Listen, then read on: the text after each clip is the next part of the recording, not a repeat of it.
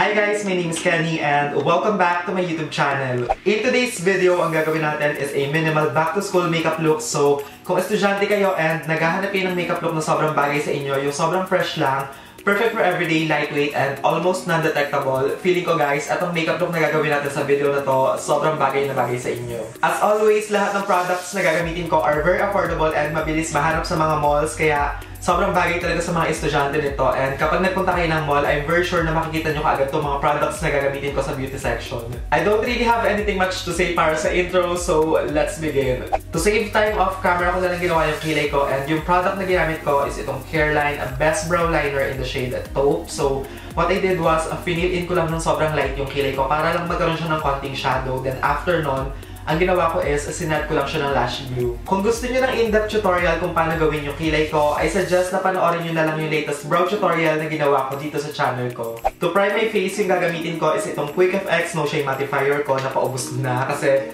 sobrang favorite ko to dahil affordable siya and it does the job. So, what I'm gonna do is, ayaw niya lumabas. Palalabasin muna natin siya bago tayo...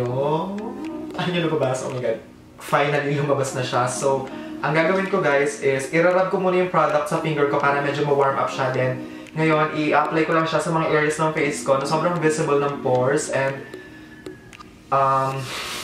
mental block. Ang gagawin ko is, parang ipaparas ko lang muna siya para sigurado talaga na mag-sink in sa skin yung product. And, ayan, irarub ko lang siya and after nito, tapos na. Feeling ko magugustuhan nyo itong FX No Shine Mattifier kasi maganda talaga siya and affordable pa.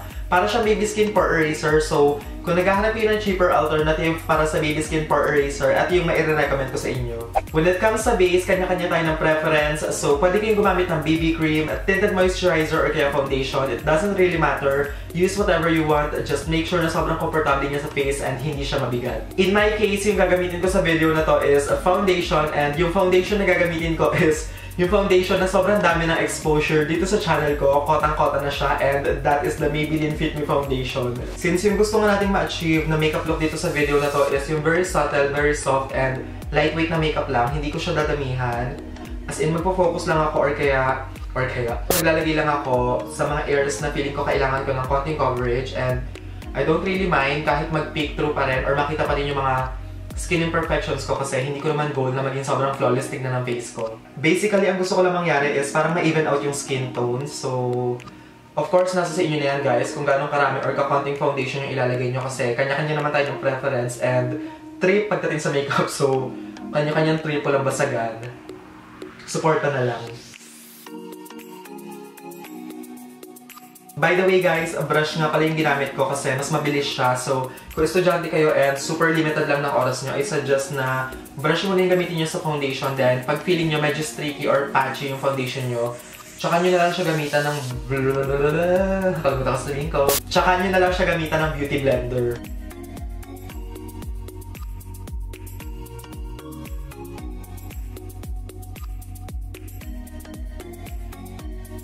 Hindi na ako maglalagay ng concealer kasi feeling ko hindi ko naman na kailangan and makakadagdag lang kasi siya ng product and bigat sa face. Pero syempre, kung gusto niyo mag-concealer, okay lang naman din. Go ahead and maglagay kayo ng concealer.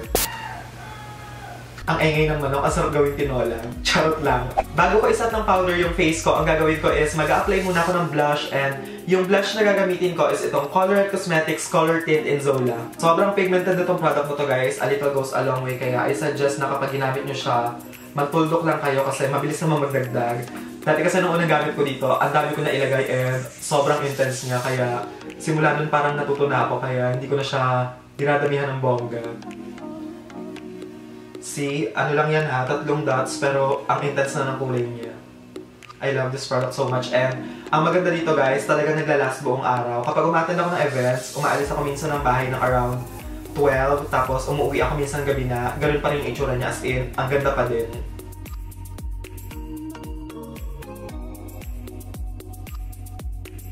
Kung naghahanap kayo guys ng affordable tint na talagang pangmatagalan and sobrang pigmented, I highly recommend itong Colourette Colourtint kasi super ganda ng quality niya guys and ang tagal maubos nito. A little goes a long way talaga kasi nga yung pigmentation niya super duper plakado guys.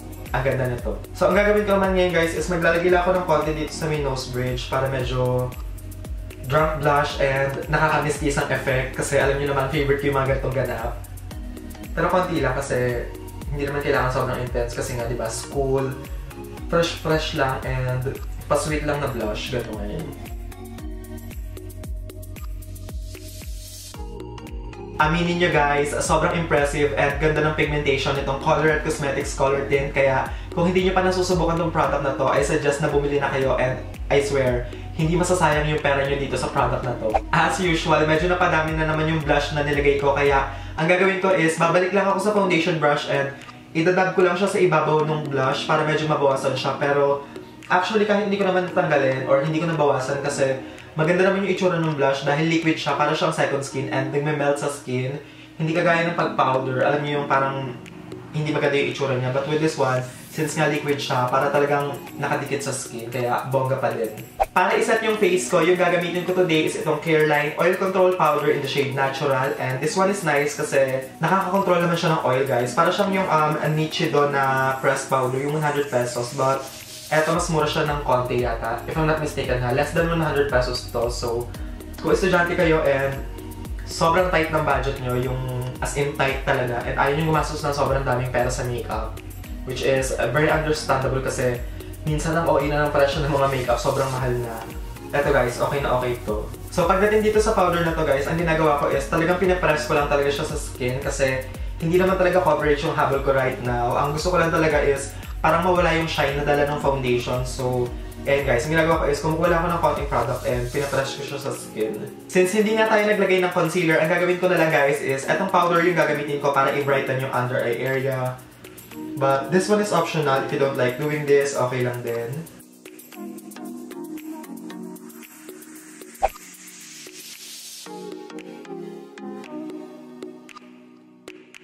For my lashes, yung gagamitin ko today is itong SanSan, a thick lash waterproof mascara na sobrang na-obsess ako kasi ang ganda ng quality niya guys. As in, I swear, I highly recommend this one, especially kapag manipis yung lashes niyo dahil super bongga niya guys, I promise. Para siyang yung L'Oreal Lash Paradise Mascara but half the price kasi yung sa L'Oreal, almost 500 pesos siya, but with this one, 200 something lang, kaya I suggest na kung gusto niyo pero ayaw niyo gumastos ng malaking pera, itry niyo to. For my highlight, yung gagamitin ko is itong Maybelline Master Strobing Stick in the shade Nude, which is yung isa sa mga favorite kong highlighters na sobrang perfect for everyday kasi wala siyang chunks of glitter. Sobrang ganda lang niya guys, I promise. Para siyang gloss kapag nilagay sa skin. Super duper nice. See? Diba? Ang bongga lang niya.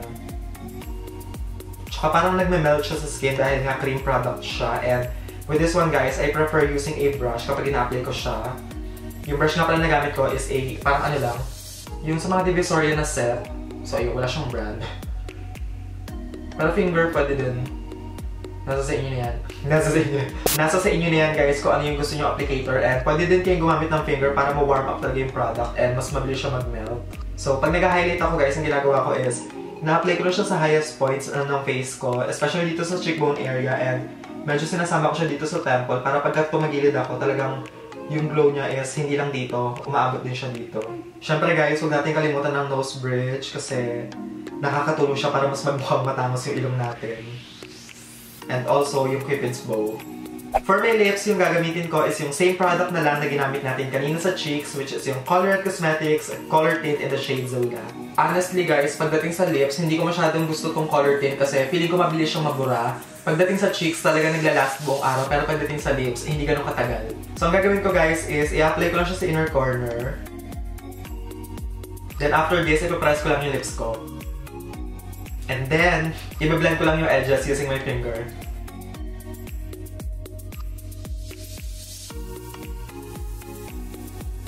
Ngayon naman guys, para medyo matanggal yung powder and mas magmukhang dewy and natural yung finish ng makeup natin, ang gagawin ko is mag-a-apply lang ako or mag-spray lang ako nitong Haru Rosy Glow na face mist. Para ako naglublob sa timba. Ngayon guys, ang gagawin ko is babalik lang ako dun sa beauty blender and idadab ko lang siya sa ibabaw ng face ko para masipsip niya yung excess product na in-spray natin kasi para ako nag-swimming, nakakaloka, basang-basa yung itsura ng face ko. This is the final look, guys. Para sa mga estudyanteng nanonood ng videos ko, I hope na makatulong sa inyo to at utang na loob, galingin nyo sa school, huwag nyo sayangin yung pinapaaral sa inyo ng mga magulang nyo, make them proud. If you enjoyed watching, don't forget to give this video a thumbs up. Subscribe to my channel if you haven't already para ma-notify kayo kapag may bago akong uploads. Thank you guys so much for watching and I will see you all on my next one. Bye guys!